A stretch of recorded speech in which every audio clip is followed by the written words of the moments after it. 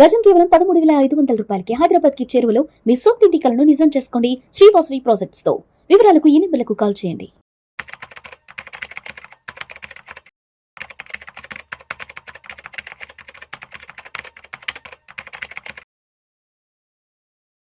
నమస్తే అనిల్ గారు. నమస్తే. ఎన్ఆర్ఎస్ ఇప్పుడు ఉన్నారు కదా, కొన్ని కంట్రీస్లో ఇంట్రెస్ట్ తక్కువ, ఎక్కువ మంది ఏం చేస్తారు, అక్కడ లోన్ తీసుకొని ఇండియాలో కానీ ఎక్కడైనా సార్ ఎక్కువ ఇంట్రెస్ట్ ఉన్నాయి, అక్కడ లోన్ తీసుకొని ఇక్కడ ఇన్వెస్ట్మెంట్ చేసి మనకి ఇండియాలో 12% అలా వస్తున్నాయి, కొన్ని కొంచెం ఎక్కువే వస్తున్నాయి, అది కాంపెన్సేట్ చేసుకొని ప్రాఫిట్ సంపాదిస్తున్నారు. ఇప్పుడు ఇంట్రెస్ట్ రేట్లు కొంచెం కొన్ని కంట్రీస్లో పెరుగుతున్నాయి. ఇప్పుడు అది కంటిన్యూ చేయొచ్చా? ఎవరైనా సరే అది కంటిన్యూ అవే అవకాశాలు ఉన్నాయా?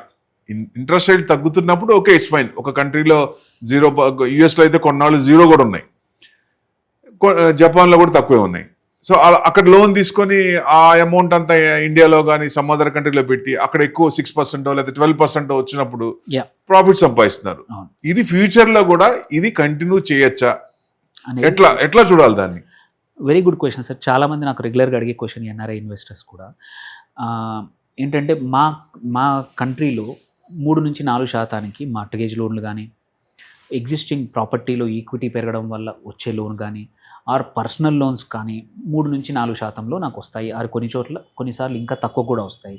అలాంటప్పుడు నేను ఇండియాలో ఇన్వెస్ట్ చేసి ఈ మార్జిన్ డిఫరెన్స్ ఏదైతే ఉందో కెన్ ఐ ప్రాఫిట్ అనేది క్వశ్చన్ వస్తుంది. బట్ ఫ్యూ ఇంపార్టెంట్ థింగ్స్, అంటే ఇలా చేసే ముందు ఏవి జాగ్రత్తలు తీసుకోవాలో ఫస్ట్ చెప్తాను, చేయొచ్చా లేదా తర్వాత.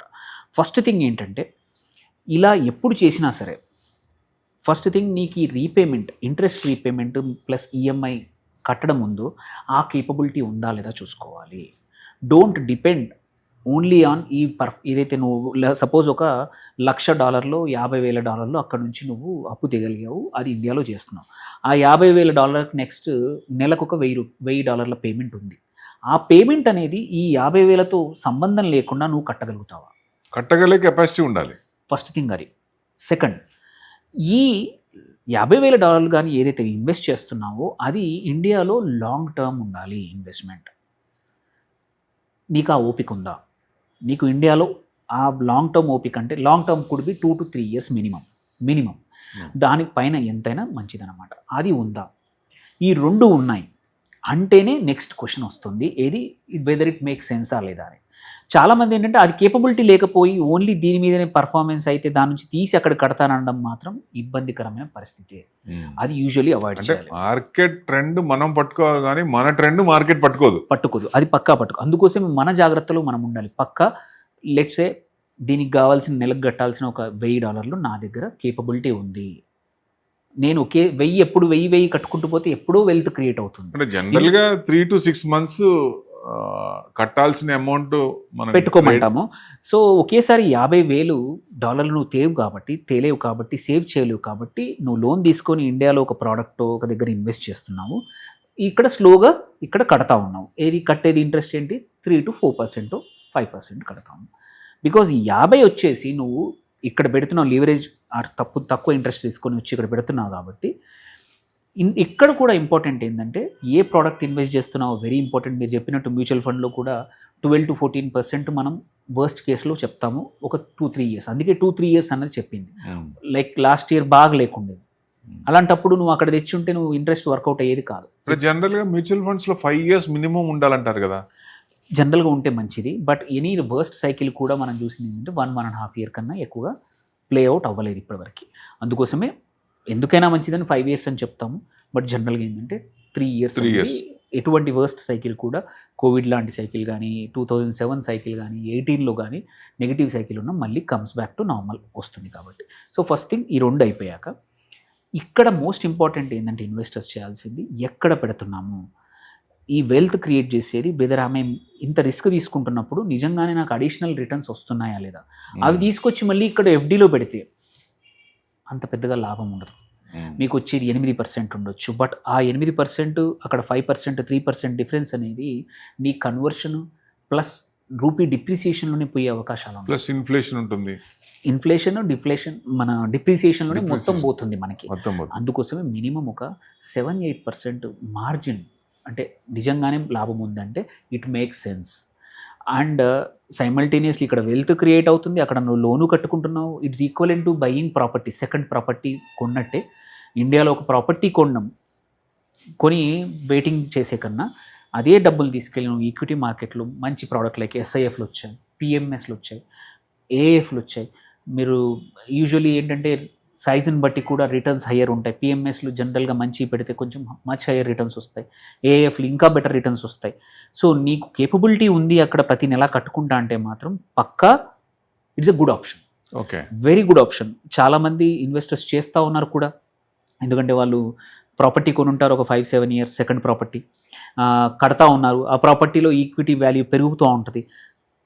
మళ్ళీ కొత్తగా క్యాపిటల్ తీసుకురాలేరు కాబట్టి తీసుకొచ్చి దాని మీదనే తీసుకొని అడిషనల్ లోన్ అక్కడ కట్టుకొని ఇక్కడ ఇన్వెస్ట్ చేసుకొని మంచి రిటర్న్స్ పొందిన వాళ్ళు చాలామంది ఉన్నారు.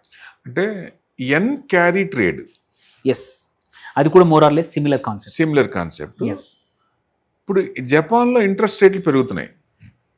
ఎస్, 4.5%. మీరు అన్నట్టు అక్కడ అమౌంట్ లోన్ తీసుకొని ఇక్కడ ఇన్వెస్ట్మెంట్ చేస్తున్నారు, ఇక్కడ ప్రాఫిట్స్ వస్తున్నాయి. ఇప్పుడు ఆ ఇంట్రెస్ట్ రేట్లు 0.75% పెరిగినాయి అక్కడ.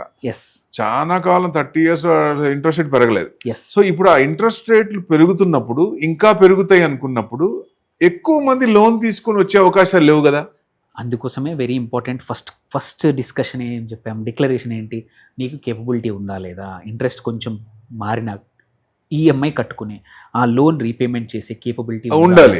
అది అందుకే ఫస్ట్ అది లేకపోతే ఈ డిస్కషన్ వేస్ట్.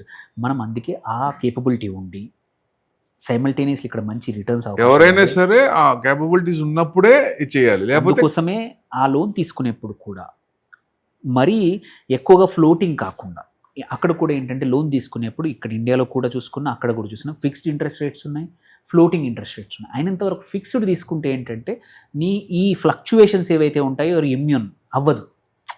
నువ్వు 5%, 4% ఫ్లోటింగ్ అనవచ్చు, 5% ఫిక్స్డ్ అన్నాడు అనుకోండి, 5% ఫిక్స్డ్ తీసుకొని ఇన్వెస్ట్ చేస్తే ఏంటంటే ఇంట్రెస్ట్ రేట్ రిస్క్ అనేది మీకు ఉండదు. మీ క్యాపిటల్కి ఓన్లీ రిస్క్ ఏంటంటే ఇన్వెస్ట్మెంట్ రిస్క్. ఇక్కడ మీరు పెట్టిన ఇన్వెస్ట్మెంట్ ఎంత బాగా పర్ఫామ్ చేస్తుంది, ఆ రిస్క్ కూడా డిమినిషింగ్ చేయడానికి మనం ఏం చెప్తున్నాము, 3 సంవత్సరాలు మినిమం వెయిట్ చేయండి.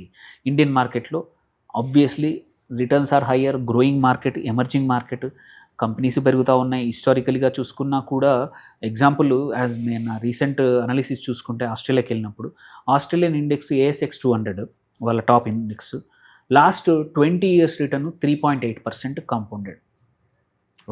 ఓన్లీ 3.8%. $1,000 పెట్టుంటే 20 ఏళ్ళ తర్వాత 2.2x అయింది. అంటే $1,000 $2,200 అయింది. అదే Indian index Nifty, just passive Nifty Indian ఇండెక్స్లో అదే $1,000 పెట్టుంటే 14,000 అయింది, 14x అయింది. 14x. సో 14,000 ఎక్కడ, $2,200 ఎక్కడ. ఈవెన్ నువ్వు డిప్రిషియేషన్ తీసుకున్నా, మిగిలిన అన్ని కన్వర్షన్స్ తీసుకున్నా, ఇంట్రెస్ట్ రేట్లు తీసుకున్నా, అన్నీ తీసుకున్నా it made sense.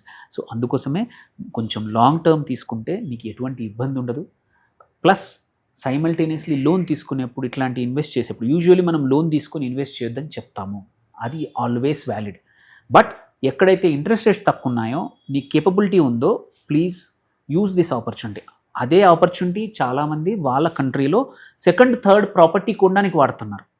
When you can buy second and third property, దాన్ని అమౌంట్ ఇక్కడ చేస్తే అట్లీస్ట్ నీకు లిక్విడిటీ ఉంటుంది. నువ్వు ఎప్పుడైనా సరే విత్డ్రా చేసుకొని మొత్తం లోన్ క్లోజ్ చేసే అవకాశాలు ఉంటాయి.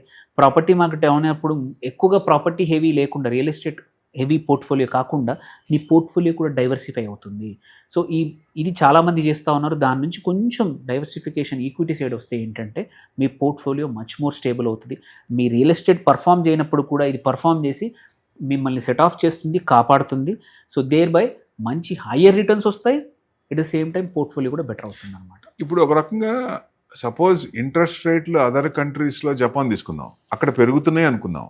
ఆల్రెడీ వాళ్ళు అక్కడ లోన్ తీసుకొని ఇండియాలో ఇన్వెస్ట్మెంట్ చేసిన వాళ్ళు ఇంట్రెస్ట్ రేట్లు పెరుగుతున్నప్పుడు ఇక్కడ అమౌంట్ విత్డ్రా చేసుకున్నప్పుడు మన మార్కెట్ పడే అవకాశాలు ఉంటాయి కదా.